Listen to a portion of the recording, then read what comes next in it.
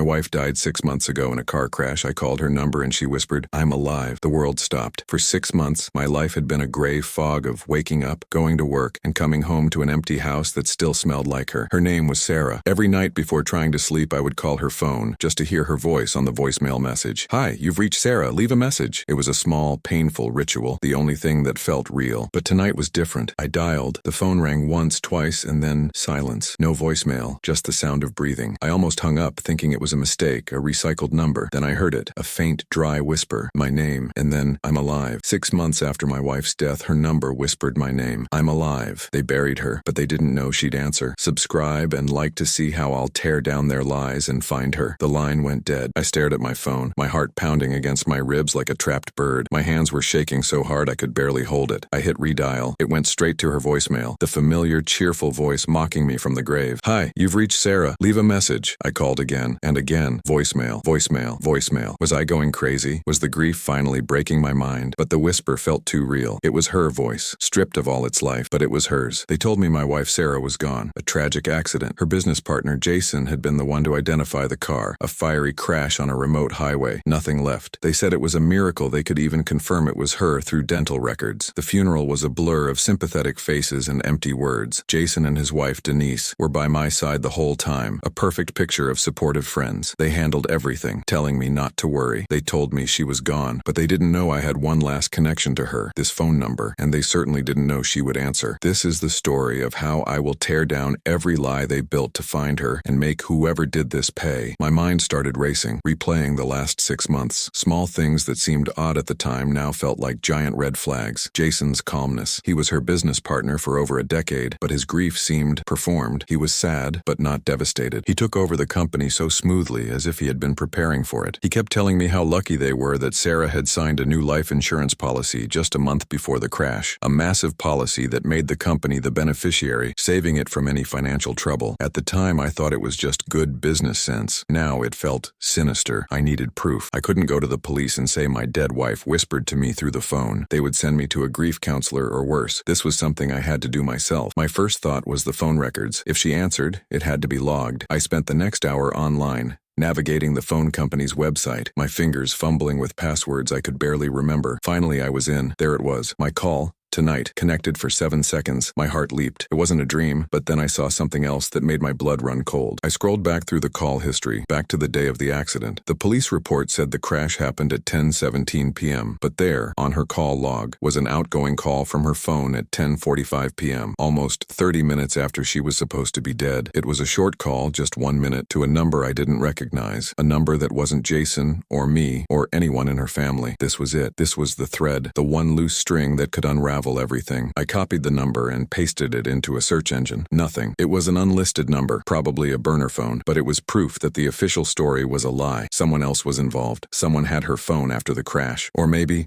she was never in the car at all. A cold rage started to build inside me, pushing out the grief. Sarah was alive. She was in trouble and she had reached out to me the only way she could. They had taken her from me, faked her death, and left me to rot in my own sorrow. Who were they? Jason was the obvious suspect. He gained a whole company. The insurance money would have solved all their cash flow problems, but could he have done this alone? Denise was always so sweet, so caring. Was it all an act? I needed help. I wasn't a detective. I was an architect. I designed buildings. I didn't know how to track down a ghost, but I knew someone who did. My best friend, Frank. We grew up together. He was a computer genius, the kind of guy who could find anything on anyone. He worked in cybersecurity and owed me a few favors. If anyone could trace that number or dig into Jason's finances without raising alarms, it was him. I had to be careful. I couldn't let Jason know I suspected anything. From now on, I had to play the part of the grieving husband, lost and broken. I had to go to work, smile weakly when people offered their condolences, and act like I was slowly putting my life back together. But inside, I would be a hunter. I looked around the quiet, dark house. Her pictures were everywhere. Her smile felt different now. It wasn't a memory of something lost. It was a promise of something to find. I picked up my phone and dialed Frank. I forced my voice to be steady. Hey man, I said, trying to sound tired. I need your help with something. It's about my computer. It's been acting weird. It was a weak excuse, but it would get him here. The game was on, and I would not lose. Frank arrived less than an hour later. He didn't even knock, just used the spare key I'd given him years ago. He found me in the living room, staring at the dark screen of my phone as if it held all the answers in the universe. "You said your computer was acting weird," Frank said, putting his backpack on the floor. His eyes scanned my face, and I knew the lie was already dead. "That was a bad excuse, even for you. What's wrong?" My voice was hoarse when I finally spoke. "She called me, Frank, or she answered. I don't know." He sat down across from me, his expression shifting from concern to confusion. "Who called you?" "Sarah," I whispered. The name felt strange on my tongue, like a word from a forgotten language. Frank's face softened. "Hey man, I know it's been hard. Grief does strange things to your mind. Maybe you dreamed it." "No," I said, shaking my head. I showed him my phone. "Look, 7 seconds. It connected, and then this." I showed him the call log from the night of the crash. The outgoing call made 30 minutes after she was supposed to be gone. He took the phone, his skepticism slowly melting away as he looked at the screen. He was a man who believed in data, in ones and zeros, and the data was right there. He scrolled, his thumb moving methodically. "This number, you don't recognize it? Never seen it before. Tried searching it. Nothing. It's a ghost." Frank looked up from the phone, and for the first time, I saw a flicker of something other than pity in his eyes. It was the spark he got when he was faced with a puzzle. "Okay," he said, pulling his laptop from his backpack. "Okay, let's see what this ghost has to say." For the next few hours, my quiet house was filled with the sound of furious typing. Frank was in his element, his face illuminated by lines of code I couldn't understand. He worked with a quiet intensity that was both calming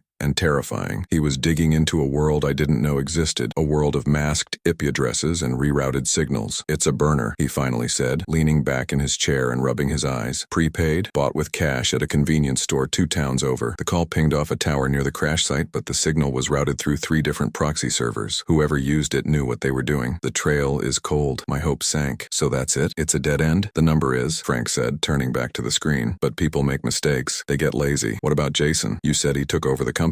"Yeah, him and Denise run everything now," I said, the names tasting like ash. "He said the insurance money saved the business." "Let's see how much saving it needed," Frank muttered. He started typing again, his fingers a blur. He wasn't just a cybersecurity expert. He knew his way around corporate firewalls and financial networks. He told me once that any system built by a human could be broken by a human. I watched as he pulled up financial reports, sales charts, and internal memos that looked like they were for executive eyes only. "Whoa," he said softly. They weren't just in trouble. They were on the verge of bankruptcy. Supplier debts, unpaid loans, a lawsuit from a competitor. Sarah's company was a sinking ship. "She never told me it was that bad," I said, stunned. "Maybe she didn't want you to worry," Frank replied, his eyes still glued to the screen. "Or maybe someone was hiding it from her. Look at these transfers. Large sums of money moving to an offshore account in the months leading up to the accident. Jason was bleeding the company dry. The cold rage I felt earlier was now a burning fire. Jason hadn't just taken my wife's company. He had been destroying it from the inside and was about to get caught. Her death wasn't just a convenience. It was his only way out. The insurance money wasn't a bonus. It was the entire plan. "We need more," I said, my voice low and hard. "We need something that connects him directly to her disappearance." Frank nodded. "We need something he doesn't know we can find. Something Sarah might have hidden. Did she have a home office? A personal laptop he wouldn't have touched?" My mind went to the small study upstairs. After she was gone, I couldn't bring myself to go in there. I just closed the door and left it, a perfect museum of a life cut short. "Yeah," I said. "I haven't touched anything." We went upstairs and opened the door. The air was still, and her light perfume still hung faintly in the room. Her laptop was sitting on the desk, closed. When we opened it, a password screen appeared. We tried all the usual things. Birthdays, anniversaries, our dog's name. Nothing worked. Frank pulled a small device from his bag. "This will take a while," he said, plugging it into the laptop. "It'll run every possible combination. Could be hours, could be days." We left it running and went back downstairs. I couldn't sit still. I paced the living room like a caged animal. Every minute felt like an hour. Jason and Denise had been in my house. They had hugged me, brought me food, told me I would get through this. All while they held the truth about my wife. The betrayal was a physical pain. Hours later, a small ding came from upstairs. We rushed back to the study. The password had been broken. When we finally got access to her personal files, I thought we would find hidden company accounts or emails proving Jason's fraud, but there was almost nothing there. It was clean, mostly filled with design projects and photos. I felt a wave of disappointment wash over me. Maybe this was another dead end. But then Frank noticed something, a hidden folder, its name a random jumble of letters and numbers. Inside was a single video file. It was security footage from a storage unit, time-stamped 2 days before the crash. The camera showed Sarah. She was moving heavy plastic boxes from her car into the unit. She looked nervous, constantly checking over her shoulder, and she wasn't alone. A man was with her, his face obscured by a baseball cap, but his build was familiar. It was Jason. They argued. I couldn't hear the words, but their body language was clear. She was angry. He was pleading, then demanding. He pointed a finger in her face, and she recoiled. Then he left. Sarah stood there for a moment, her shoulders slumped. She looked directly at the camera, her expression a mixture of fear and determination. It was as if she knew someone might be watching this one day, as if she was leaving a message. My heart pounded in my chest. This was it. This was proof. Jason was with her, fighting with her, just before she vanished. When we examined the video file's properties, I thought I had found the evidence I needed to go to the police, but Frank pointed out something that made my blood run cold. The file had been modified. Someone had accessed it a week after the crash from an IP address that Frank traced back to a public library. Someone had watched this video, but I still didn't know who it was or what was in those boxes that was worth everything that happened next. A storage unit, I said, my voice barely a whisper. She rented a storage unit 2 days before. Everything. Frank leaned in closer to the screen, replaying the video, and Jason knew about it. He was there. Whatever they were arguing about, it's probably in those boxes. We have to go there, I said, my mind already racing. We have to see what's inside. Hold on, Frank said, holding up a hand. Let's not go charging in. First, this video is our only real piece of leverage. Second, if Jason knows about this unit, he might be watching it, or he might have already cleared it out. The thought was like a punch to the gut. What if we were too late? What if the answers were already gone? No, I said, shaking my head, more to convince myself than him. The way she looked at the camera, it was a message. She was leaving a trail for me. She would have made sure he couldn't get to it. Frank was silent for a moment, his fingers tapping on the keyboard. You're right about one thing. This changes the game, but it also gets a lot more dangerous. We're not just talking about financial fraud anymore. Faking a death, kidnapping. This is serious. You need to be careful. I don't care about careful, I shot back, my voice raw with emotion. They have her, Frank. They have Sarah. I'll do whatever it takes. He looked at me, his expression serious. I know, which is why we do this smart. We need the location of this unit. He started digging into the laptop's files again, looking for receipts, emails, anything that could give us an address. After 20 minutes of searching, he found it. A confirmation email from a self-storage facility on the industrial outskirts of town. It was under a fake name, Elizabeth Reed, a name I'd never heard before. Another layer of protection. Sarah was smart. Okay, Frank said. We have a location, but we don't have a key and we can't just break in. They have cameras everywhere. I thought back to the last few weeks before she disappeared. She had been distant, stressed. I assumed it was work, but now I remembered something else. She had been cleaning out her car a few days before her trip. She came inside holding a single, strange-looking key with a bright red plastic tag on it. She said it was for a new post office box for the business. I didn't think anything of it at the time. I think I know where the key is, I said. I went to the small wooden bowl by the front door, the place we always threw our keys, loose change, and mail. I hadn't touched it in 6 months. Her car keys were still there, a painful reminder on top. I pushed them aside, my fingers digging through old receipts and gum wrappers, and then I felt it, a small, solid key with a plastic cover. I pulled it out. The red tag had a number on it, 317. Unit 317, I said, holding it up. Frank nodded slowly, a small smile on his face. She left you a perfect trail. The next morning, I felt a strange sense of purpose I hadn't felt since before she was gone. The grief was still there, a heavy weight in my chest, but now it was mixed with adrenaline and a cold, clear rage. I called in sick to work. Something I never did. I told them I had a stomach bug. Jason answered the phone at the office. Hey, buddy, he said, his voice dripping with fake sympathy. You okay? You've been a rock through all this. You're allowed to have a bad day. Listening to him was like swallowing glass. Yeah, just one of those days, I managed to say. I'll probably be back tomorrow. Take all the time you need, he said. We're handling everything here. Don't you worry about a thing. I hung up the phone, my hands shaking with fury. Don't you worry about a thing. The words echoed in my head. He was so confident, so smug. He thought he had gotten away with it. He had no idea what was coming. Frank and I drove to the storage facility in his nondescript gray car. The place was a maze of identical orange doors under a harsh gray sky. It was impersonal and anonymous, the perfect place to hide a secret. We found Unit 317 at the end of a long, quiet corridor. The air was cool and smelled of concrete and dust. I put the key in the lock. My heart was pounding so hard I could hear it in my ears. What if it was empty? What if this was all for nothing? I turned the key. It clicked. I took a deep breath and pulled up the heavy metal door. The unit was dark and smelled musty. It wasn't empty. It was filled with 5 large, sealed plastic storage boxes, just like in the video. When we started opening them, I expected to find documents, hard drives, the kind of evidence you'd use to expose a crime. The first box was full of that. Binders filled with original invoices, shipping manifests, and bank statements that showed Jason's fraudulent transfers in undeniable detail. It was a complete record of how he had been systematically stealing from the company for years. This alone could send him to prison, but it was the second box that made my world stop. Inside, on top of a pile of clothes, was Sarah's wedding dress. Underneath it were photo albums, childhood keepsakes, things that meant nothing to anyone but her and me. She wasn't hiding evidence to save her company. She was packing away her life. She was planning to run. Then Frank lifted a false bottom from the third box. Underneath was a laptop I didn't recognize and a small leather-bound journal. I opened the journal. The first page was a letter, and it was addressed to me. My love, it began, in her familiar handwriting. If you are reading this, it means the worst has happened. It means Jason found out what I was planning. I discovered he was destroying the company, our company. I was going to expose him, but then I found out something worse. He's not just a thief. He's involved with dangerous people. He owes them a lot of money. A man named Victor. I heard them on the phone. They were talking about getting rid of me. I was so scared. I didn't know who to trust. So I made a plan to disappear, to start over, and then contact you when it was safe. This storage unit held everything I needed to prove my case, and everything I loved enough to take with me. Whatever happens, know that I love you. Find me. My knees felt weak. Sarah wasn't just alive. She had a plan, but someone had stopped her. Someone named Victor. This wasn't just about Jason anymore. It was about someone else, a new name, a new threat. And they had my wife. I held the journal in my hands, the pages feeling fragile, like a relic from another life. Her words were a lifeline thrown across a chasm of lies. She was alive. She had a plan, and she was in danger. The name Victor echoed in the silent storage unit, a new piece of the puzzle, dark and heavy. Victor, Frank said, reading over my shoulder. She mentions a Victor. Dangerous people. This just went from white-collar crime to something else entirely. My fear for her was a physical thing, a cold knot in my stomach. But the rage was hotter. Jason hadn't just betrayed her. He had thrown her to wolves to save himself. The other laptop, I said, my voice tight. In the box. If this journal was her personal message, that laptop is the hard evidence. Frank nodded, his face grim. He pulled the second laptop from the box. It was a slim, generic model, nothing like her stylish one at home. He powered it on. There was no password. The desktop was clean except for a single folder named Insurance Policy. Clever girl, Frank muttered. Inside the folder were dozens of files, audio recordings, encrypted emails, and location data. It was a complete digital chronicle of Jason's downfall and his descent into whatever darkness he was now in. Frank plugged in a pair of headphones and listened to the first audio file. His eyes widened. Get a load of this, he said, handing me one of the earbuds. I put it in my ear. I heard Jason's voice, but it was strained, panicked. I don't have it, he was saying. The shipments were delayed. I need more time. Then another voice answered, low and cold, with an accent I couldn't place. It was smooth but menacing, like a snake slithering over gravel. Time is the one thing you've run out of, Jason. You know the terms. You know what happens when people disappoint me. Please, Victor, Jason begged. Just another week. I have a plan. A big one. It'll solve everything. For both of us. Your plans don't interest me, the voice of Victor replied. My money does. You have 48 hours. After that, I start taking things of value from you. And I'll start with your little business partner. She seems valuable. The recording ended. I felt sick. They were talking about Sarah. This wasn't a recent recording. The date on the file was from a week before the crash. Jason wasn't just in debt. He was owned by this man, Victor, and Sarah was his collateral. The faked death, the insurance money. It was all a desperate, monstrous plan to pay off a debt to a criminal. He sacrificed her to save himself, I said, the words tasting like poison. He's a cornered rat, Frank said, already clicking through other files. And he did something incredibly stupid. He kept a record of everything. The laptop contained copies of emails between Jason and a private investigator he'd hired to follow Sarah. He was paranoid she knew about his dealings. There were photos of her car, her office, even a picture of her meeting a lawyer. He knew she was onto him. That's why he had to act fast. Frank's fingers flew across the keyboard. This Victor is a ghost online. No social media, no public records, but he's not invisible. Frank started cross-referencing names from the financial documents Sarah had collected with known associates of criminal enterprises. He was painting a picture, connecting the dots. He's a high-level loan shark, moves money for some very bad people. He doesn't just break your legs if you don't pay, he makes you disappear. A wave of terror washed over me.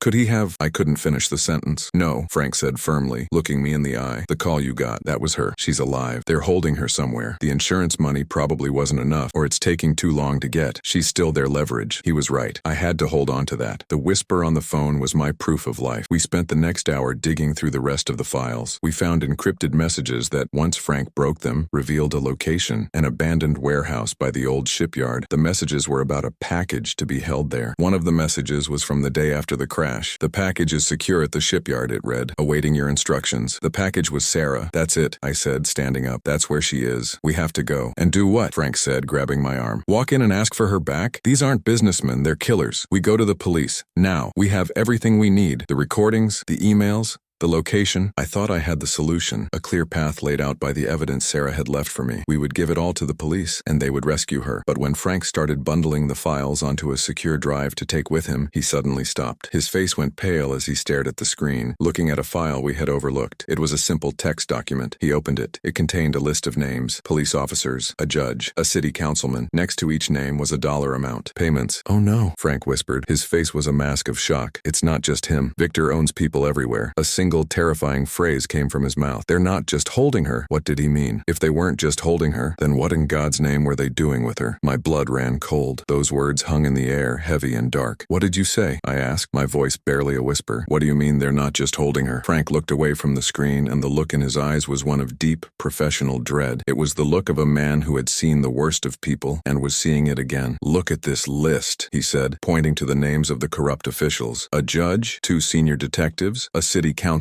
This isn't just bribery to look the other way. This is an entire network. Victor has built a cage for her made of laws and badges." I didn't understand. "A cage? She's in a warehouse, Frank." "It's a figure of speech," he said, his voice tight with frustration. "Think about it. Why keep her alive for 6 months? The insurance money is a good motive, but it's not this complicated. If he just wanted money, he'd have taken it and she'd be gone for good. This is about control." He leaned forward, his hands flat on the desk. "Sarah was the one who found his dirty secrets. She was the brains behind the legitimate side of his business. The one who knew how to make everything look clean. What if he didn't just want her gone? What if he wanted her mind? What if he's forcing her to work for him?" The idea hit me like a physical blow. Sarah, trapped, being forced to use her brilliant mind to help the monster who destroyed her life. It was a prison worse than any physical cell, a psychological torture chamber. "He's making her complicit," Frank continued, spelling out the nightmare. "He fakes her death, isolates her from everyone she's ever known, and then he puts her back to work on his criminal enterprise. With his pet judge and cops, who would she ever go to? If she ever got out and tried to talk, he'd just produce doctored evidence that she was a willing partner all along. He'd bury her under a mountain of lies, and his paid-off friends would hand him the shovel." My legs gave out and I sank into a chair. The hope I'd felt just minutes before was gone, replaced by a suffocating despair. We couldn't go to the police. We couldn't trust anyone. We were completely on our own. Victor hadn't just taken my wife. He had taken the entire system that was supposed to protect people like us. "So what do we do?" I asked, my voice hollow. "What can we possibly do?" Frank shut the laptop with a decisive snap. He walked over and stood in front of me, forcing me to look up at him. "We stop thinking like victims and we start thinking like hunters," he said, his voice hard as steel. "The law won't help us, so we go outside the law. You and me, we have the location. That's more than we had this morning. That's everything." A flicker of anger started to burn through the fog of my despair. He was right. Sitting here feeling sorry for myself wasn't going to save Sarah. "He thinks he's untouchable," Frank said, pacing the small room. "He's got his network, his money, his power, but he has a weakness. He's arrogant. He doesn't think 2 grieving men, a husband and an old friend, are any threat to him. He's keeping Sarah at that shipyard warehouse because he feels safe there. That's his mistake." "So we go there," I said, standing up. The strength was returning to my legs. "Not yet," Frank warned. "We don't go in loud. We go in quiet. We watch. We learn. We find out how many men he has there, what their routines are. When they change shifts, we find out the layout of the building. We find the exact room they're keeping her in. We gather our own intelligence, our own evidence. We become the experts on that warehouse." He was no longer just a private investigator. He was a field commander laying out a battle plan, and I was his only soldier. "How do we do that?" I asked. "We set up surveillance. I have equipment, long-range microphones, thermal cameras, night vision binoculars. We'll find a spot nearby, an old building with a view of the place, and we'll watch. We'll wait for them to make a mistake, and when they do, we'll be ready." The plan was insane. It was dangerous. It was something out of a movie, but it was the only plan we had. It was the only path back to Sarah. "Okay," I said, my voice steady for the first time in hours. "When do we start?" Frank smiled, a grim, determined expression. "We start now. We'll get the gear from my office and head to the shipyard tonight. We'll find our perch. Their world is about to get a lot smaller." We left Sarah's hidden office, taking the encrypted drive with us. As I walked out into the night, the world felt different. The grief was still there, a constant ache in my chest, but now it had a partner, a cold, Sharp-edged rage. Victor took my wife. He faked her death, and he was using her like a tool. He thought he had won. He had no idea the war was just beginning. The drive to the shipyard was silent. The city lights blurred into long streaks of color as we sped through the night. Frank drove with a focused intensity, his knuckles white on the steering wheel. I sat in the passenger seat, the encrypted drive feeling heavy in my jacket pocket, a tiny piece of metal holding the key to my entire world. The rage I felt earlier had cooled into something harder, something patient. We parked a few blocks away from the industrial waterfront. The air here was different, thick with the smell of salt, rust, and diesel. The sound of a distant foghorn echoed across the dark water. It was a place where things disappeared. This way, Frank whispered, leading me down a narrow alley between two towering brick buildings. I scouted this area a few years ago for a case. There's an old fish processing plant that's been abandoned for a decade. Top floor has a perfect line of sight to the warehouse district. We moved like ghosts through the shadows. The plant was a skeleton of a building, with shattered windows like empty eyes staring out at the harbor. A chain-link fence, topped with rust-eaten barbed wire, surrounded it. Frank pulled a pair of bolt cutters from his bag and snipped a link with a quiet, decisive snap. We slipped through the opening. Inside, the darkness was almost total. The air was stale, filled with the faint, lingering ghost of fish. Our footsteps crunched on broken glass and debris. Frank used a small flashlight, keeping the beam pointed at the floor as we found a crumbling concrete staircase. The top floor was a vast open space. Wind whistled through the broken windows, carrying the lonely sound of the harbor with it. And there, across a stretch of dark, choppy water, was our target, Warehouse 17. It was a massive, windowless block of corrugated metal, lit by a few harsh security lights. It looked impenetrable. Home sweet home, Frank said dryly. He unzipped his large duffel bag and began to assemble his equipment with practiced efficiency. A tripod, a camera with a lens the size of my forearm, a parabolic microphone that looked like a small satellite dish. We spent the next hour setting up our nest. We found a corner shielded from the wind where we could watch without being seen. Frank mounted the camera on the tripod, connecting it to a small laptop. He handed me a pair of night vision binoculars. "You watch the perimeter," he instructed, his voice low. "I'll focus on audio and thermal. We're looking for patterns, guard changes, vehicle arrivals, anything that happens on a schedule." The first few hours were a lesson in patience. Nothing happened. 2 guards patrolled the perimeter, their movements lazy and predictable. They'd walk the fence line, share a cigarette by the main gate, and then disappear inside for long stretches. The warehouse itself was a silent, unmoving beast. Doubt began to creep in. Maybe we were wrong. Maybe this was just a regular warehouse. Then,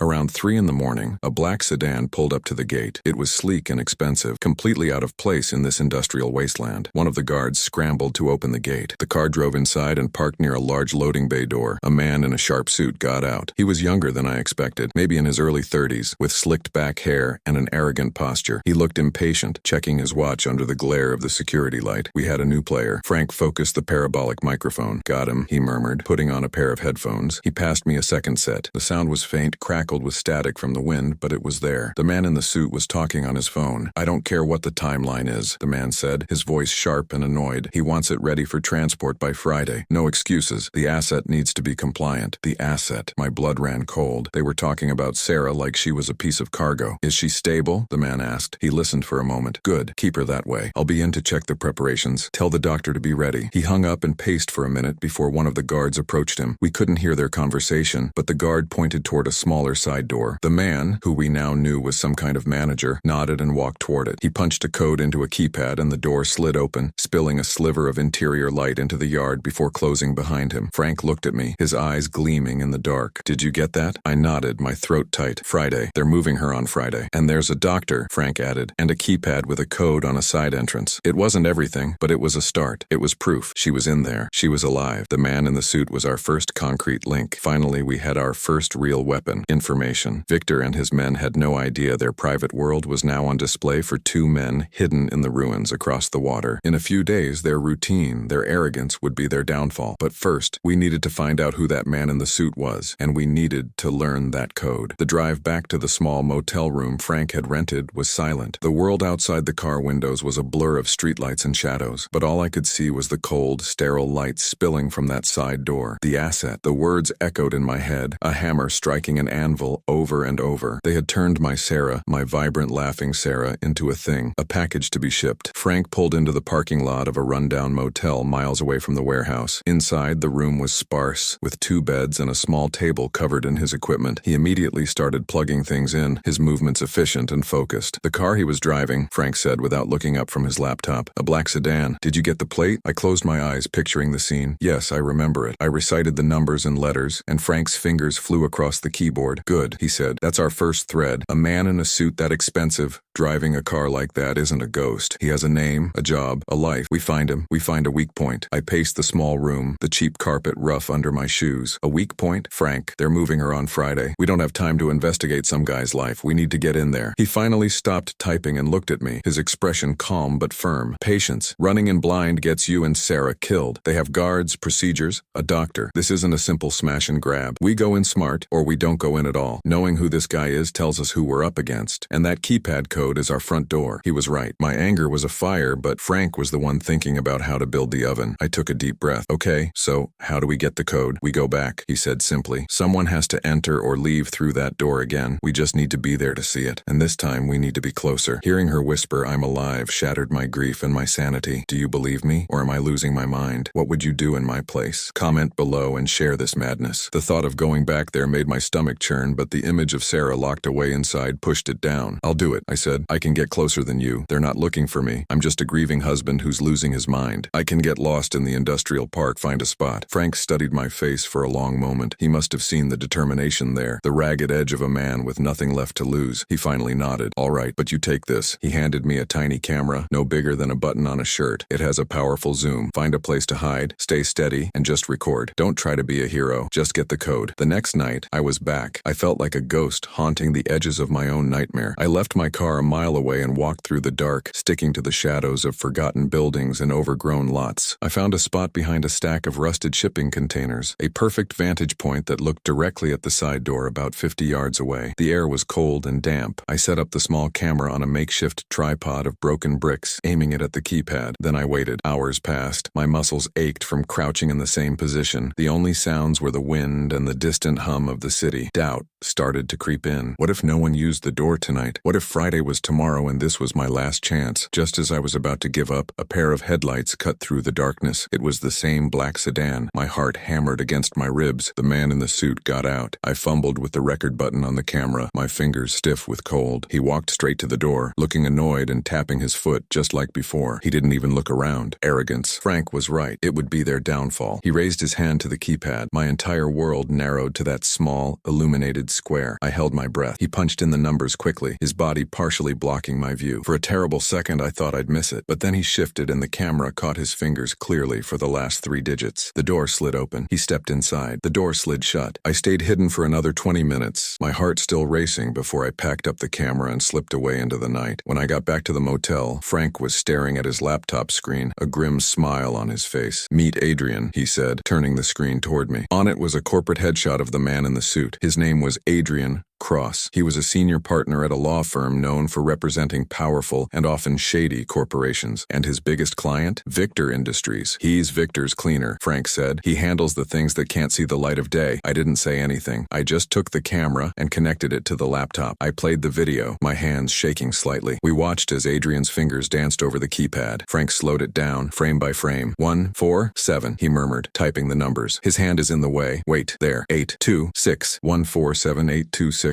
The numbers glowed on the screen. It felt like the most important piece of knowledge in the universe. Finally, I had the proof I needed, and the tools to act. We had Adrian's name and face, and we had the key to the back door. Victor and his lawyer had no idea what was coming. In less than 2 days, their secret world was going to come crashing down. They would be ruined. But first, I needed to see Sarah with my own eyes. The next 24 hours were a blur of nervous energy and quiet planning. We didn't sleep. Frank worked on his laptop, pulling up building schematics and security patrol timetables he'd bought on some dark corner of the internet. I just sat there, staring at the 6 numbers we had written on a piece of motel notepad paper. 1, 4, 7, 8, 2, 6. It was the key to everything. My only key to Sarah. "You go in alone," Frank said, not looking up from his screen. "I'll be parked a block away, monitoring their security frequencies. If anything goes wrong, you'll hear from me through this." He pushed a tiny earpiece across the table. "It's one way. I can talk to you, but you can't talk back. Don't want any stray signals giving you away. If you get into trouble, your phone has a panic button app I installed. Press it, and it sends a signal to a few friends of mine. They'll create a big, noisy distraction somewhere else in the city. It should pull most of the local police away, giving you a window to get out." I nodded, my throat too dry to speak. It all sounded so professional, so much like a spy movie, but my hands were shaking and my stomach felt like it was filled with ice. I wasn't a spy. I was just a man who missed his wife. The plan was set for 2 in the morning, the quietest time according to Frank's data. He said the patrols were lightest between 2 and 4. I dressed in dark clothes, my heart a frantic drum against my ribs. Frank drove me, the car silent except for the low hum of the engine. He pulled over 2 streets away from the warehouse. "Good luck," he said, his voice unusually soft. "Find her. Bring her home." I got out of the car without a word and melted into the shadows. The walk to the alley felt like miles. Every rustle of leaves, every distant siren made me jump. The air was cold, biting at my exposed skin. Finally, I was there, standing in front of the same steel door Adrian had used. It looked different now. It wasn't just a door. It was a wall between my old life and whatever came next. I took a deep breath, trying to steady my hands. I pulled out my phone to use its light, shielding it with my body. My fingers hovered over the keypad. 1, 4, 7, 8, 2, 6. I pressed each number with a deliberate, trembling touch. For a second, nothing happened. My heart sank. Did we get it wrong? Was it a trap? Then, with a soft hiss of air, the steel door slid silently into the wall. A dark corridor stretched out before me, lit by faint, sterile blue lights along the floor. I stepped inside. The door slid shut behind me with the same quiet hiss sealing me in. The silence was absolute. It wasn't a warehouse, it was something else. The air smelled clean, like a hospital, a very expensive private hospital. White walls, polished floors, and a silence that felt heavy and watchful. I put the earpiece in. It was quiet. Frank was out there, somewhere, watching. I was alone. I started walking, my rubber-soled shoes making no sound. The corridor branched off. I had no idea where to go. There were no signs, just identical white doors. I felt a wave of panic rise in my throat. This place was a maze. How could I ever find her? Then I heard something, a faint, rhythmic beeping. It was coming from a door at the far end of the hall. I moved toward it, my whole body tense. The beeping grew slightly louder as I got closer. It was a heart monitor. The door had a small, rectangular window in it, made of dark glass. I pressed my face against it, cupping my hands around my eyes to block out the light from the hallway. At first, I could only see darkness. Then my eyes adjusted. It was a room, sterile and white like the hallway. There was a bed, and in the bed someone was lying still. Wires and tubes connected her to the machines that beeped with the steady rhythm of a living heart. It was her. It was Sarah. Her hair was longer, and she was so pale, so thin, but it was her, my Sarah. She was sleeping, or maybe she was unconscious. I couldn't tell. A surge of rage and love and grief washed over me so powerfully my knees felt weak. They had her here, hooked up to machines like some kind of experiment. My hand went to the door handle. It was locked. Of course it was locked. I looked around desperately. There was a keypad next to this door too. Smaller, simpler. I had no code for this. I felt a surge of despair. To come so close, to see her through a window, and be stopped by another lock. I leaned my forehead against the cold glass, my breath fogging it up. "Sarah," I whispered, my voice breaking. And then, her eyes opened. They weren't sleepy or unfocused. They were wide and clear. They scanned the dark room and then fixed directly on the window, directly on me. She couldn't possibly see me, but she was looking right at me. A small, weak smile touched her lips. She knew. Somehow, she knew I was there. She lifted a hand, her movements slow, fragile. She pointed a shaky finger toward the wall next to her bed. There was a small red button on the wall. A nurse call button, maybe. She looked at me, then at the button, then back at me. Her eyes were pleading. I didn't understand. What did she want me to do? I couldn't press it. Then, her lips moved. She formed a word with no sound. I read her lips through the glass. "Run, run." The word wasn't a suggestion. It was a command, a desperate plea from a ghost behind glass. My mind screamed to stay, to break through the window, to get to her. But my body, responding to the terror in her eyes,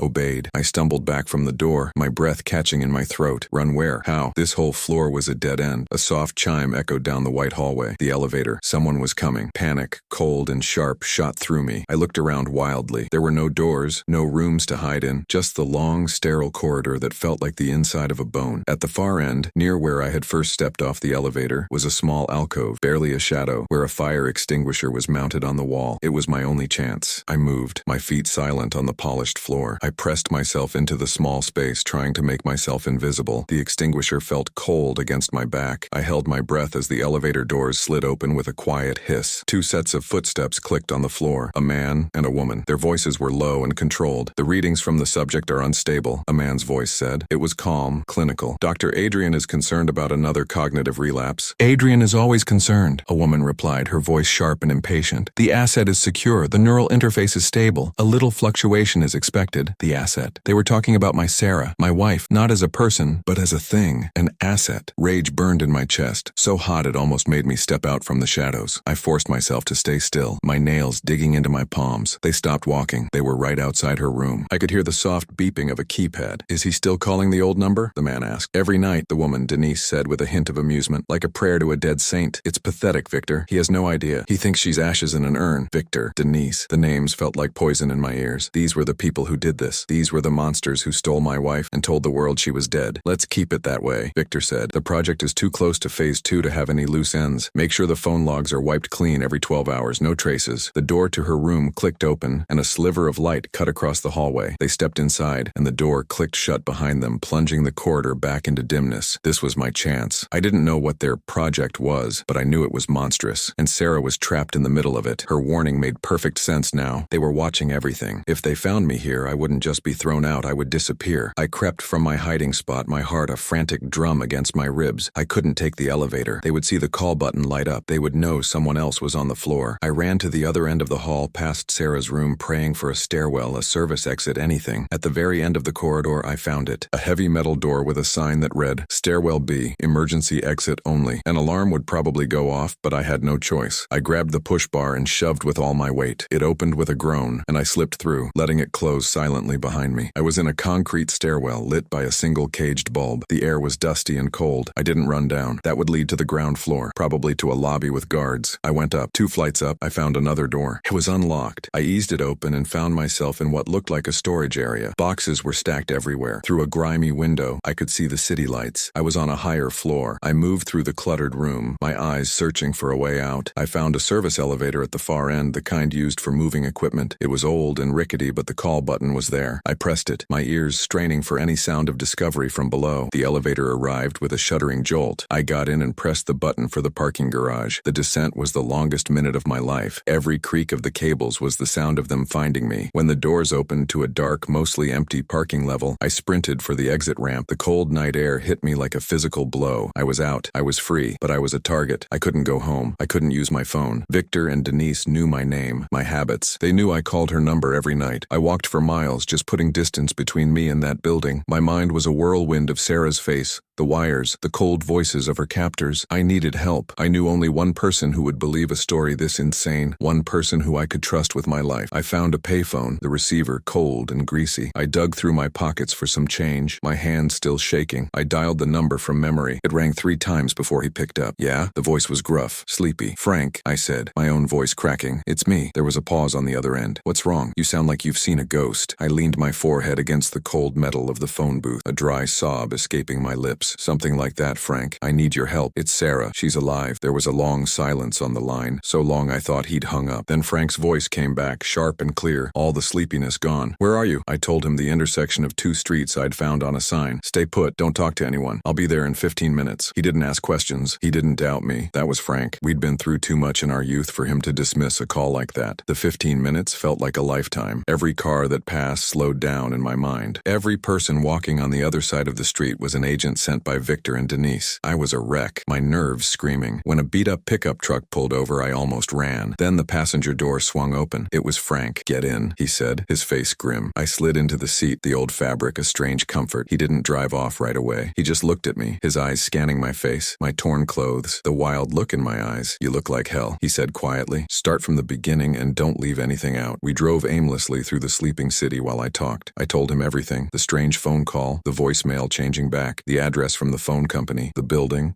The key card, the lab. I described Sarah, pale and thin, hooked up to machines, her eyes closed. I told him about Victor and Denise, their cold conversation about a prototype and data. Frank listened without interrupting, his knuckles white on the steering wheel. When I finished, he drove for another 5 minutes in complete silence. The only sound was the hum of the engine. A car crash, he finally said, his voice low. They said it was a fiery crash, no open casket. They said there was nothing left to see. It was a lie, Frank, I whispered, my throat tight. All of it. They faked her death. But why? He asked, turning to look at me at a red light. Sarah was a researcher, yeah, but she worked for a university. What could she possibly be involved in that would lead to this? I don't know, I admitted, but I heard them mention a company, Omnigen. I saw it on some of the equipment in the lab. Frank's expression hardened. Omnigen, he repeated. I've heard of them. Biotech firm. Very private, very rich. They do a lot of government contract work. Cutting edge and very, very secretive. He pulled the truck into an all-night diner parking lot and killed the engine. Okay, he said, turning to face me fully. We can't go to the cops. Not yet. Your story sounds insane. They'd lock you up for a psychiatric evaluation before they even considered looking into a company like Omnigen. Victor and Denise would hear about it in minutes, and then whatever chance we have to get Sarah out would be gone. A wave of despair washed over me. Then what do? We do what they don't expect, Frank said, a determined glint in his eye. We fight back from the shadows, but we can't do it alone. You're a mess, and I'm just one guy with a truck. We need someone who can dig into Omnigen without setting off any alarms. We need someone who can find out who Victor and Denise really are. He pulled out his phone. I know a guy. He's unconventional, a bit of a ghost, owes me a favor. He made the call. It was a short, coded conversation. I have a situation, a deep-level data problem. Yeah, it's that serious. Can you meet? Frank listened, nodded, and gave an address for a warehouse district on the other side of town. We're meeting him now, he said, starting the truck. His name is Adrian. He's a genius with computers. If there's anything to find on Omnigen, he'll find it. We drove to the meeting spot, a dark, deserted street lined with silent warehouses. A single figure was leaning against a brick wall, illuminated by the glow of a laptop screen. As we got out of the truck, he closed it and looked up. He was young, maybe mid-20s, with sharp eyes that seemed to take in everything at once. Frank, Adrian said with a nod. He looked at me. This must be the problem. Frank made the introductions brief. He needs information. A company called Omnigen. 2 employees, Victor and Denise. We need to know what they're doing and why they'd fake a woman's death. Adrian raised an eyebrow. That's a hell of a first sentence. You're lucky Frank is vouching for you. This kind of thing is expensive. He's good for it, Frank said. Adrian opened his laptop again, his fingers flying across the keyboard. Omnigen. Okay. Private military contracts. Experimental neural technology. They're ghosts. Very little public footprint. But nobody is a ghost online. Not really. We stood in the cold night air for what felt like an hour, but was probably only 20 minutes. The only sound was the soft clicking of Adrian's keyboard. Then he stopped. Oh, he said, his voice suddenly very quiet. Okay, this is bad. What is it? I asked, my heart pounding. He turned the laptop screen towards us. It was an internal Omnigen file, something he shouldn't have been able to access. There was a project name at the top, Project Lazarus, and under it a list of lead researchers. I saw Victor's name, I saw Denise's name, and then I saw the third name on the list, the head of the project. It was Sarah. The air went thin. My world didn't just crack. It turned to dust and blew away in the cold night wind. Sarah. Her name was at the top. Project head. It wasn't a mistake. It wasn't a coincidence. It was a signature on a document that declared my entire life for the past 6 months a lie. Frank put a hand on my shoulder, a heavy grounding weight. Breathe, he said, his voice low and steady. I hadn't realized I'd stopped. Adrian slowly turned the laptop back towards himself, as if shielding us from the truth. This is bigger than faking a death, he whispered. Project Lazarus. I'm seeing encrypted files, budget allocations in the hundreds of millions, human trial protocols. This is deep black,